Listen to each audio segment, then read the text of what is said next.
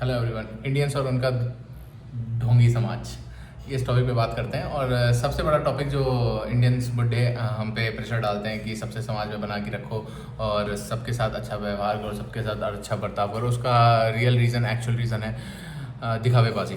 हमें India as Indians copy करना बहुत अच्छा लगता है। लोग क्या कहते हैं, लोग क्या देखते हैं, पड़ोसी ने क्या कार ले ली, हमें भी वही लेनी है। ऐसा आपने बहुत सारे केसेस में देखा होगा। हमारे बूढ़े लोग, इनफैक्ट इवन पेरेंट्स भी ऐसे ही करते हैं। उन्होंने इतना किया, हमें भी इतना करना है। तुम्हारे ताऊ जी ने इतना पैसे खर्च किया, हमें भी करना। पहली चीज़ तो तुम्हें लेनी नहीं चाहिए थी हेल्प, बट हाँ अगर तुमने ले लिए तो उसको पैसे में ही तुरंत रिटर्न करो, ज़रूरी नहीं उसकी शादी में ही रिटर्न करो। ऐसा मेरा टेक है। और दिखावेबाजी में हम सबसे ज़्यादा पैसा उड़ाते भी हैं। और वही पैसा जो आप ही के पेरेंट्स जो है ना अपने ऊपर यूज़ कर सकते थे, बट वो दिखा दिखा के किसी की शादी में यूज़ कर ले। शादी का भी मैंने बताया, अनलेस एंड अनटिल आप 2 से 3 साल मिनिमम उस इंसान को जानते हो, आपको शादी नहीं करनी चाहिए। भले ही थोड़ा लेट शादी हो, डैट इज़ इवन बेटर। हाँ, सब लोग अपनी नाक जो है ना ऊंची करना चाहते हैं, दिखावेबाजी करना चाहते हैं, इसलिए वो समाज में बना के रखना चाहते हैं। अरे मेरा बेटा यहाँ है, अरे मेरी बेटी लंदन। कई लोग तो ऐसे हैं जो लंदन प्रोनाउंस कर सकते हैं, बट उनका अभी भी वही है, लंदन बोलते हैं जानबूझ के, टू शो ऑफ कि it's a very glamorous place and this and that, unaware of the increased rate of crimes in London city. But it's still London is way better than plenty of cities all over the globe. इस पे मैं नहीं चाहूँगा, but हाँ लोग काफ़ी इस चीज़ में जो है ना, हमारा समाज दोगलापन है। इंडिया की वेस्ट की बुराई भी करेगा और अपने सारे बच्चों को वेस्ट भेजेगा। जितने भी आपके पॉलिटिशियंस हैं, आईएएस ऑफिसर्स, अगर आपकी जान पहचान में कोई आईएएस ऑफिसर्स के बच्चे आपके स्कूल में पढ़ते होंगे, मेजॉरिटी ऑफ द केस में वो विदेश में ही होंगे। क्योंकि अगर वो अच्छे कॉलेज से भी पढ़ लिए तो वो इंडिया में रहते हैं तो अच्छे कॉलेज, प्राइवेट अच्छे कॉलेज से पढ़ते हैं, उसके बाद वो विदेश चले जाते हैं। उसका असली रीज़न ये है कि जो गवर्नमेंट के कोर जो मेंबर्स हैं ना, जो वर्कर्स हैं, उनको असलियत पता होती है गवर्नमेंट में एक्चुअली चल क्या रहा है, तो ज़्यादातर बच्चों को बाहर ही भेज देते हैं। तो यही है हमारे दोगलापन, सबसे बड़ा दिखावेबाजी। और उसके बाद जो है अपने रिश्तेदारों में मैंने बता दिया कि सबको दिखाने की ज़रूरत है कि मेरा बेटा यहाँ चला गया, मेरा बेटा वो चला गया, इसने इतने की कार ले ली, उसने उतने की कार ले ली। उसके बाद एक पॉइंट और है कि अपना मकान अपना ही होता है।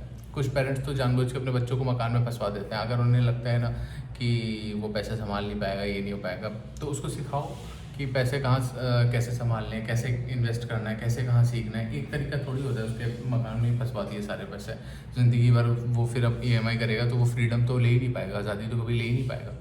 सबसे बड़ी चीज़ है। हाँ, एक पॉइंट और है कि जो इंडियन बुढ़े होते हैं ना, वो इंडियन बुढ़े में क्या है, इंडियन पेरेंट्स मोस्टली वो ये कहते हैं कि बुढ़ापे में हमारी कौन सेवा करेगा। अब बहुत अच्छा एग्जांपल इसमें आया है, ब्लिंकिट ने क्या किया है, एक एम्बुलेंस लॉन्च करी है जो आप फ़ोन से ही डायल करके जब आपको ज़रूरत हो तो एम्बुलेंस आ सकती है। ये बहुत ही अच्छा एग्जांपल है जो ये दिखाता है कि आपको आज की डेट में किसी पे भी डिपेंडेंट होने की ज़रूरत ही नहीं है। आप अगर लड़की हैं तो टेक्नोलॉजी इतनी अच्छी है कि आपको किसी को कॉल करने की ज़रूरत ही नहीं है। ओला, उबर, ये ट्रांसपोर्ट के लिए हो गया, ब्लिंकिट, स्विगी, आप ग्रॉसरीज मंगवा सकते हो, खाने के लिए जोमेटो, और ये फूड डिलीवरी ऐप है, सारे चीज़ों की, अमेज़ोन वगैरह सब है। सब आप ऑनलाइन घर पे रह के कर सकते हो, बस आपको पैसा कमाना है। आपको फ्रीडम चाहिए तो आपको फाइनेंशियल फ्रीडम सबसे पहले चाहिए होगी। अगर आप लड़की हैं तो आपके पेरेंट्स सही नहीं है तो आपको डेफिनेटली पहले वहाँ से निकलना पड़ेगा, उस एनवायरनमेंट से निकलना पड़ेगा, उस सराउंडिंग से निकलना पड़ेगा, ट्रैवल करना पड़ेगा। अपना पार्टनर खुद ढूंढना है तो खुद आप ट्रैवल करके ही ढूंढ सकते हैं, है ना।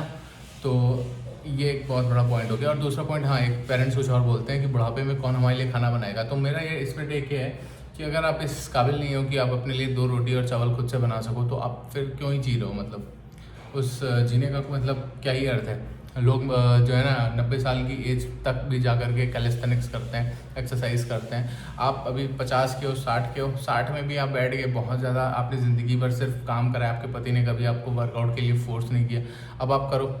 मैं मोस्टली मदर्स को बोलता हूँ क्योंकि वो उन सबसे ज़्यादा इश्यूज़ आजकल पेरेंट्स को आ रहे हैं, लेडीज़ को ही आ रहे हैं, तो ऐसा रीज़न है। और क्या था,